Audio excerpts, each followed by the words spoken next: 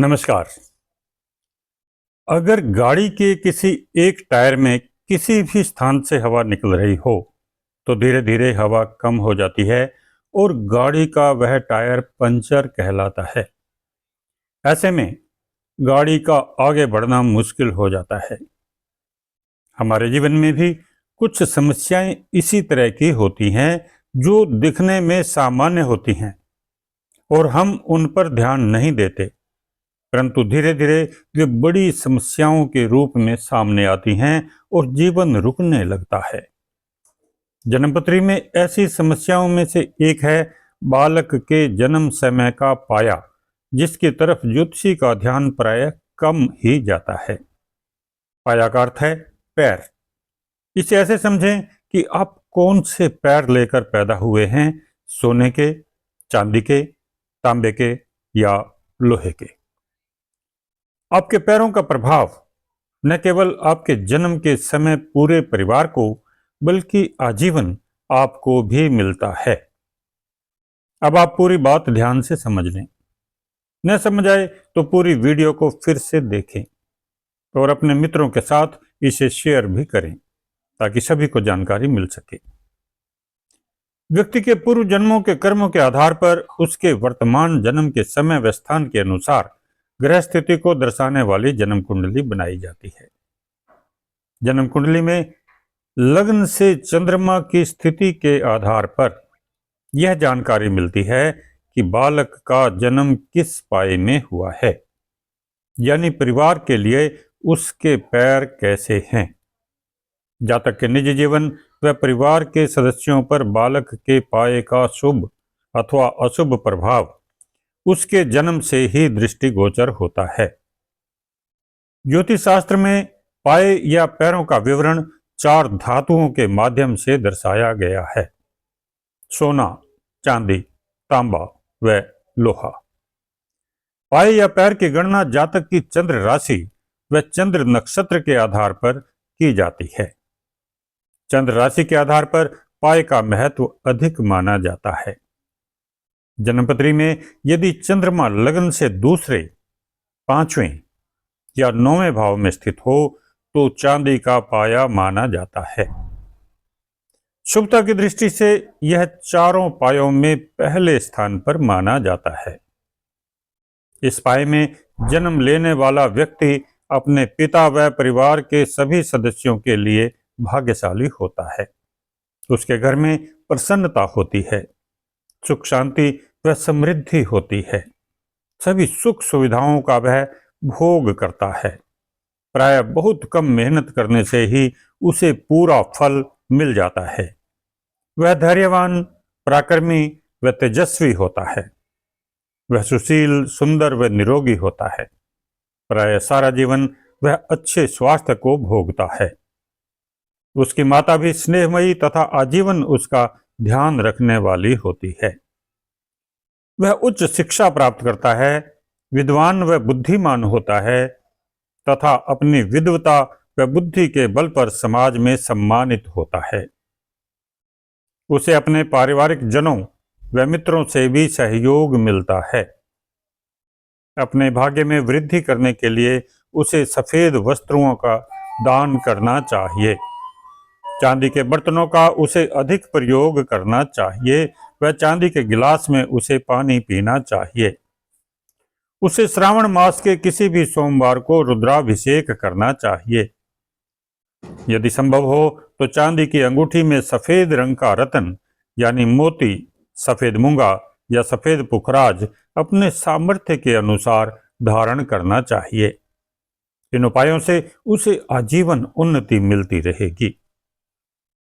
अब बात करते हैं तांबे के पाए के बारे में। जन्मपत्री में यदि चंद्रमा लगन से तीसरे, 7वें या 10वें भाव में स्थित हो तो तांबे का पाया माना जाता है। शुभता की दृष्टि से यह चांदी के बाद दूसरे स्थान पर माना जाता है। इस पाए में जन्म लेने वाला व्यक्ति पिता के लिए भाग्यशाली होता है। उसके घर में सुख शांति व समृद्धि होती है। सभी सुख सुविधाओं का वह भोग करता है। उसकी मेहनत का पूरा फल उसे मिलता है। वह धैर्यवान होता है, पराक्रमी व तेजस्वी होता है तथा निरंतर मेहनत से समाज में अग्रणी स्थान प्राप्त करता है। वह विद्वान व बुद्धिमान होता है तथा अपनी विद्वता व बुद्धि के बल पर सभी स्थानों पर सम्मानित होता है। उसे अपने मित्रों से भी सहयोग मिलता है। अपने व्यवसाय में वह अग्रणी होता है तथा जीवन में संतुष्ट होता है। अपने भाग्य में वृद्धि करने के लिए उसे भोजन व अन्न का दान करना चाहिए। तांबे के बर्तनों का उसे अधिक प्रयोग करना चाहिए व तांबे की बोतल या गिलास में उसे पानी पीना चाहिए। जीवन में सुख शांति की वृद्धि तथा आर्थिक समृद्धि व शारीरिक बल में वृद्धि के लिए उसे तांबे की अंगूठी में लाल रंग का असली मूंगा अपने सामर्थ्य के अनुसार धारण करना चाहिए। यदि जीवन में परेशानी हो तो तांबे से बने लोटे के गले में कलावा बांधकर उससे पीपल पर जल चढ़ाना चाहिए व लोटे को मंदिर में उपयोग के लिए दे देना चाहिए। अब तीसरे पाए के बारे में बात करते हैं, जो है सोने का पाया। जन्मपत्री में यदि चंद्रमा लगन से पहले छठे या 11वें भाव में स्थित हो तो सोने का पाया माना जाता है। शुभता की दृष्टि से यह चांदी व तांबे के पायों के बाद तीसरे स्थान पर माना जाता है। सोना बहुत महंगी धातु है तथा उसे आजीवन सुरक्षा की आवश्यकता होती है। सोने में अन्य धातुओं का मिश्रण करने पर उसकी शुद्धता में कमी आती है। उसकी चोरी तथा अन्य प्रकार से होने वाली हानि के प्रति भी सतर्क रहना पड़ता है। स्पष्ट शब्दों में कहें तो सोने के पाए को अच्छा नहीं माना जाता, क्योंकि उसे बहुत संभाल कर रखना पड़ता है। इस पाए में जन्म होने पर तुरंत उपाय की आवश्यकता होती है। ऐसे व्यक्ति को आजीवन मिश्रित फल प्राप्त होते हैं। जीवन में समस्याएं अधिक होती हैं। उसका स्वास्थ्य खराब रहता है, पेट के रोग होते हैं, उसके विचार पिता के विचारों के विरुद्ध होते हैं, परिवार के अन्य सदस्यों से भी उसकी दूरियां बढ़ती रहती हैं, उसमें जिद्दीपन अधिक होता है, परिवार के अन्य व्यक्ति उसके प्रति सद्भावना रखते हैं, वह उसकी प्रगति के लिए शुभकामनाएं करते हैं, परंतु वह इन सब बातों को ठीक से समझ पाने में स्वयं को असमर्थ पाता है। जीवन में प्रगति के लिए ऐसे व्यक्ति को पराये धन का हरण करने व पराई स्त्री पर बुरी नजर रखने से बचना चाहिए। अपने आचरण व व्यवहार को उसे धार्मिक बनाना चाहिए। उसे सिद्ध धार्मिक स्थलों की यात्रा करके अपने लिए शुभ आशीर्वाद प्राप्त करना चाहिए। जीवन में निरंतर मेहनत करके आगे बढ़ने का प्रयास करना चाहिए। सूर्य को जल देना चाहिए, गायत्री मंत्र का जप करना चाहिए, विष्णु भगवान की पूजा करनी चाहिए। 5 गुरुवार विष्णु जी को सोने से बने अथवा स्वर्ण पालिश से युक्त चरण चिन्ह पीले रंग के फूलों में रखकर अर्पित करने चाहिए तथा विष्णु जी के मंत्र ओम श्री विष्णुवे नमः का जप करना चाहिए। अपने वजन के बराबर अन्नदान भंडारे में करना चाहिए। जीवन में आर्थिक समृद्धि व प्रगति के लिए बड़े साइज का पीले रंग का रत्न पुखराज सोने या पंचधातु में लगाकर गले में धारण करना चाहिए। ऐसा करने से वह जीवन में अधिक परिश्रम कर सकेगा। वह अपने सामने आने वाली कड़ी चुनौतियों व कठिन परीक्षाओं को आसानी से पार कर सकेगा। अब बात करते हैं चौथे और अंतिम पाए की, जो है लोहे का पाया। जन्मपत्री में यदि चंद्रमा लगन से चौथे, 8वें या 12वें भाव में स्थित हो तो लोहे का पाया माना जाता है। शुभता की दृष्टि से इसे अंतिम स्थान यानी चौथे स्थान पर माना जाता है।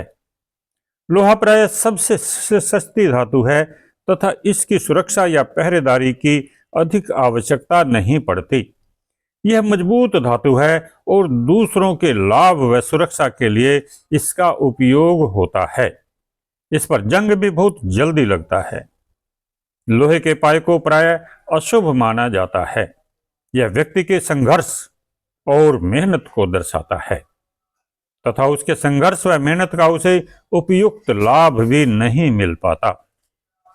उसके रिश्तेदारों व परिवार के सदस्यों के लिए भी प्रायः अकारण संकट आते रहते हैं। कभी कभी अपने पिता के साथ उसका विरोध भी स्पष्ट दिखाई देता है। इस पाए से प्रभावित व्यक्ति को पीठ का दर्द, जोड़ों का दर्द, आंखों के रोग व आलस्य आदि से परेशान होना पड़ता है। प्रायः उसकी अधिकांश इच्छाएं भी अधूरी रह जाती हैं। उसकी प्रवृत्ति प्रायः तामसिक अधिक होती है। विद्यार्थी जीवन में शिक्षा की प्राप्ति तथा उसका लाभ उठाने के लिए उसे काफी संघर्ष करना पड़ता है। मेहनत से प्राप्त की गई उसकी शिक्षा का उसे पूरा लाभ भी नहीं मिल पाता। अपने क्षेत्र में उच्च शिखर पर पहुंचने के लिए दूसरों की तुलना में उसे अधिक मेहनत करनी पड़ती है। उपाय के रूप में ऐसे व्यक्ति को अपने वजन के बराबर लोहा या लोहे के बर्तन शनि मंदिर में दान करने चाहिए। अपने वजन के बराबर अन्नदान भी करना चाहिए। ऐसा करने से जीवन के उत्तरार्ध में उसे लाभ मिलने लगता है। जीवन में निरंतर किए जाने वाले संघर्ष का फल प्राप्त करने के लिए ऐसे जातक को गहरे रंग का नीलम रत्न शनिवार को अष्टधातु के त्रिकोण बीसा यंत्र में धारण करना चाहिए। उम्मीद है आपने सारे विवरण को ठीक से समझ लिया होगा। यदि कोई संदेह है तो वीडियो को फिर से देख लें और समझ लें। यदि आपकी कोई अन्य समस्या है तो आप हमारे कार्यालय में स्वयं आकर अपनी समस्या का समाधान जान सकते हैं। यदि आप फोन पर ही समस्या का समाधान जानना चाहते हैं तो आप फीस जमा करने के बाद फोन कर सकते हैं।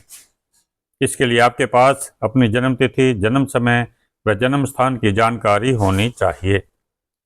हम आपको सभी उपाय फोन पर या डाक द्वारा आपके पते पर लिखकर भेज सकते हैं। वीडियो को अंत तक देखने के लिए धन्यवाद। कृपया चैनल को सब्सक्राइब भी कर लें ताकि आपको और जानकारियां भी समय समय पर मिलती रहें। बहुत बहुत धन्यवाद।